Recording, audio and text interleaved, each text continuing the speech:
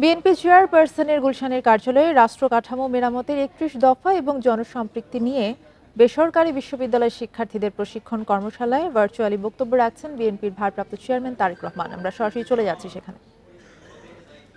আমাদের প্রতিষ্ঠিত করতে হবে, তাহলে আমাদের সংস্কার সব ধীরে ধীরে আমরা বাস্তবায়ন করতে সক্ষম হব। এখন ফ্যামিলি কার্ড, যেটা ফ্যামিলি কার্ড বলতে অনেকে হয়তো মনে করতে পারে যে রাষ্ট্র থেকে আমরা সব দিয়ে দেবো। না, রাষ্ট্র থেকে সব দেওয়া সম্ভব না, পৃথিবীর কোনো দেশেই সম্ভব না।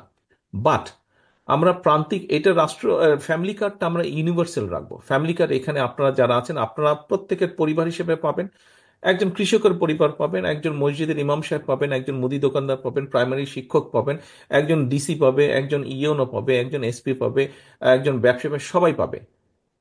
যার প্রয়োজন সে নিবে নিবে না, কিন্তু থাকবে সবার জন্য। এটি বুঝতে হবে কোন জিনিসটি। এই দেশে যেরকম চাইল্ড বেনিফিট আছে, চাইল্ড বেনিফিট নামে রাষ্ট্র থেকে একটা বেনিফিট দেওয়া হয়।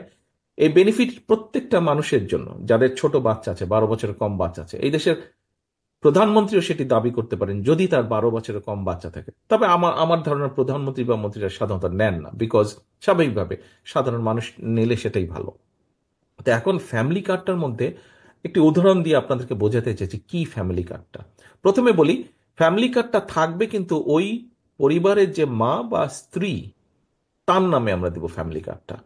বাবা বা স্বামীর নামে দেব না, কিন্তু ফ্যামিলি কার্ডটা দেব মা বা যে স্ত্রী থাকবে সেই পরিবার, তার নামে। আচ্ছা, কেন এই উদ্দেশ্যটা?